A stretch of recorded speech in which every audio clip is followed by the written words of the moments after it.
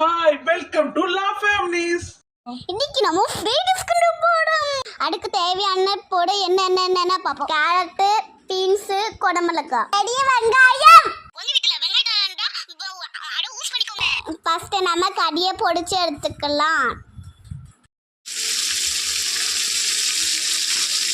ஆளு முட்டை எடுத்து ஊட்டுங்க ஃபர்ஸ்ட். அது கூட பெப்பர், சால்ட் எல்லாத்தையும் சேர்த்து மிக்ஸ் பண்ணிக்கோங்க. ஃப்ரை பண்ண சிக்கன்லேருந்து பீஸ் மட்டும் எடுத்துக்கோங்க.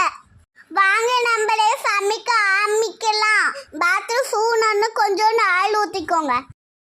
அது கூட நறுக்கின பூண்டு, வெங்காயம், கொஞ்சமாக உப்பு போட்டு வதக்கிக்கோங்க. வெங்காயம் வதங்கின பிறகு பீன்ஸு, கொடமிளகா, முட்டைகோஸு, கேரட்டு எல்லாத்தையும் போட்டு மிக்ஸ் பண்ணிக்கோங்க.